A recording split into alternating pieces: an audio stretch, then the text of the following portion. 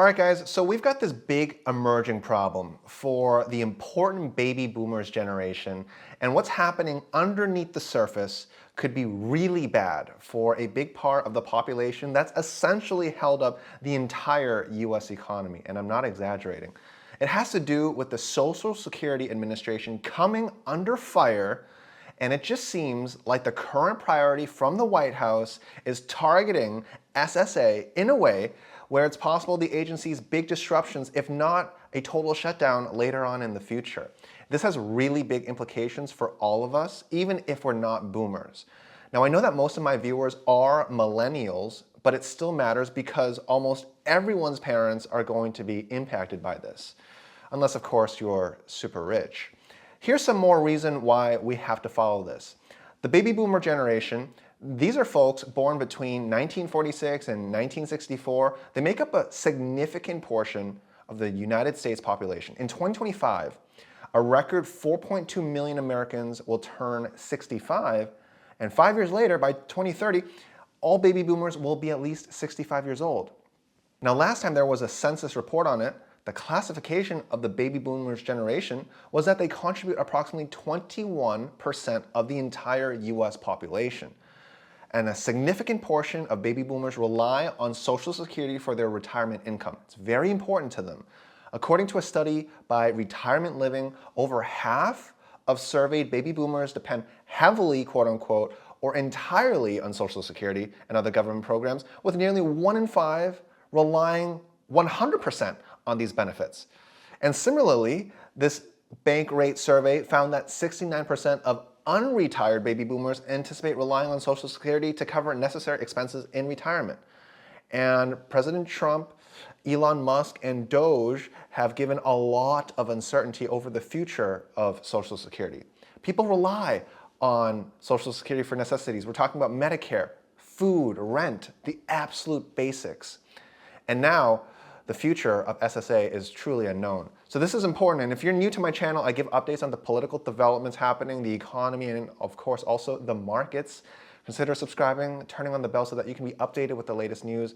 I appreciate all of my wonderful friends here. Well, lately the Trump administration has implemented really significant changes to the SSA, and this has sparked some really intensive debate and also public concern.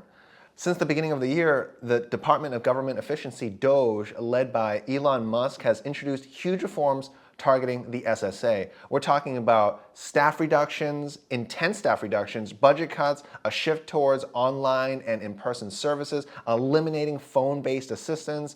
Change in leadership at the agency is also dramatic, and also a lot of saber-tooth rattling behind the scenes over data privacy concerns. Some people are even speculating what Social Security would look like if it's privatized. We'll talk about that later in today's video. That is really significant for both you and me. Take a look at the current high-level thinking of what officials at the White House are saying about Social Security. This is Secretary of Commerce Howard Lutnick on what would happen if senior citizens missed a monthly check from Social Security, and this is his view. Take a look here. Describe it to people this way. Let's say Social Security didn't send out their checks. This month. My mother-in-law, who's 94, she wouldn't call and complain. She just wouldn't. She'd think something got messed up, and she'll get it next month. Yeah.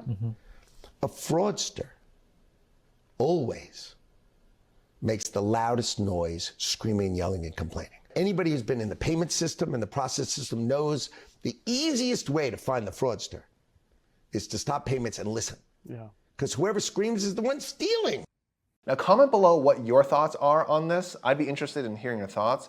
Personally, I think everyone who relies on Social Security has worked hard for it and has earned the right to have it.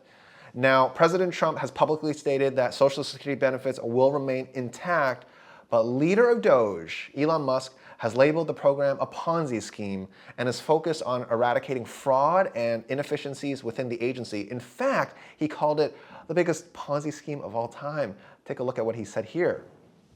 Like, you could run a real pyramid scheme. Well, I mean, the government's one big pyramid scheme, if you ask me. Yeah, well, you can tell me better than anybody. Social Security is the biggest Ponzi scheme of all time. Now listen, I have great respect for Elon. Like many others, I think he's a visionary, but obviously he doesn't depend on Social Security, while more than half of the baby boomer generation eventually will. And to make it more interesting, after previous commissioner of SSA, Michelle King, resigned, Lee Dudek got appointed. And Lee Dudek has done some serious things with Social Security, such as restructuring, closing departments, reassigning thousands of employees. And this is leading to mass disruptions at many of the SSA offices. And these changes have impacted certain states in the US more than others. It's hit rural places especially hard. Here's an example. In West Virginia, McDowell County, many folks don't have easy access to internet and have transportation challenges. And there have been so many closures of local SSA offices in the area because of cost cutting that people that can't even go to the local office to get essential services. So because of this, there's a lot of speculation that the direction that we're heading towards is the privatization route for Social Security. And this is really significant. What exactly does this mean? Let's talk about it.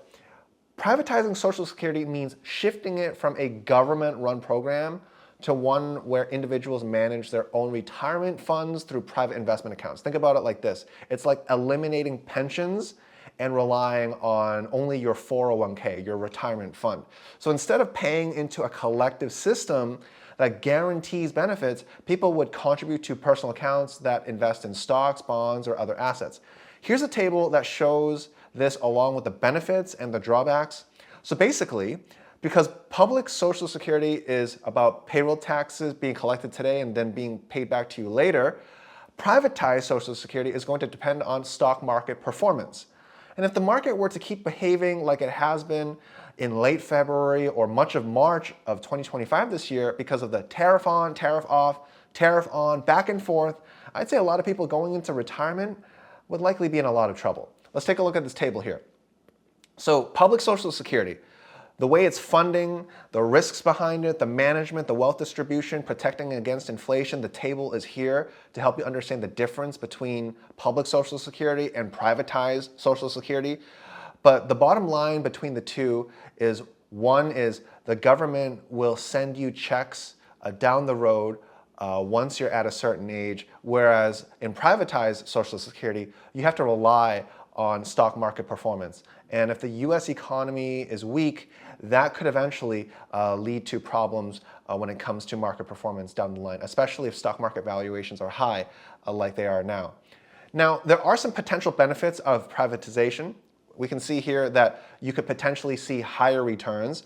Private investments could get better returns than the current government-run system, but of course that depends on the economy. And this could potentially beat the cost of living adjustments that index for inflation. Of course, if Social Security is privatized, you have more personal control. Individuals have more flexibility in managing their retirement. I would argue that that's a pro and con. That's not necessarily always a good thing. And then there's also reduced government burden because it shifts the financial responsibility away from the government, and that could lower the federal deficit. But here's the risks to privatizing Social Security, and this will impact all of boomers if this eventually happens. Well, there's market risk, right? So unlike Social Security's guaranteed payments, retirement income could fluctuate with investment performance. And if there's a significant drawdown in the S&P, in the NASDAQ, in the Dow, in the Russell, well, a market correction or a market crash could leave retirees with little to no income. And that would be a very, very bad situation to be in. There are also unequal outcomes because wealthier individuals with financial knowledge could benefit more from portfolio positioning, whereas low-income earners who have worked really hard all of their life, they might not be able to navigate the market as easily as people who have that access to information. There's also a loss of safety net because Social Security is designed to ensure that all retirees, disabled individuals, and dependents have a basic income, and privatization would weaken this guarantee. Now, believe it or not, in the past, there have been some instances where the SSA was attempted to be privatized. Back in 2005, President George W. Bush tried this, but it faced huge, strong opposition. So what happened was he wanted to privatize Social Security by allowing younger workers to divert part of their payroll taxes into private investment accounts.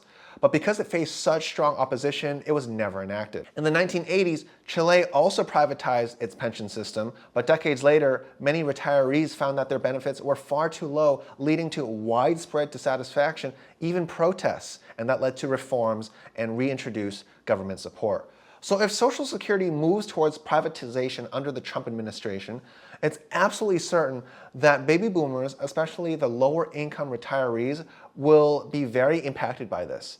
And given that boomers are 1/5 of our population, this will impact consumer spending sentiment for sure. I mean, we can see this in how it relates to the economic reports we've seen lately. The consumer confidence numbers that have been coming out over the last couple months, they've been atrocious, okay? The reports for consumer confidence and spending, they're quite not so good. A big part of this has to do with people feeling uncertain about the future, and rightfully so. Now, change is inevitable, but a lot of the change seems to be a net negative for most of these hard-working retirees. But if there's any good news at all, it's that there potentially may be some softening in stance on tariffs from the White House, and that could potentially stop inflation from coming back. But that's as of this video, because as we know, that could change tomorrow, that could change the next day, and then it could flip-flop next week. So if tariffs are softened, though, ultimately, then markets, consumer confidence, and stability could begin to return. But we'll see, because that's a day-by-day consideration. Other impacts include the Federal Reserve recently also acknowledging that the economic risks are now greater than before, and they reacted to this by doing a form of indirect stimulus by slowing down their quantitative tightening cycle. We know that they see risks on the horizon because they downgraded their growth forecast. I talked about this in a previous video, so please feel free to take a look.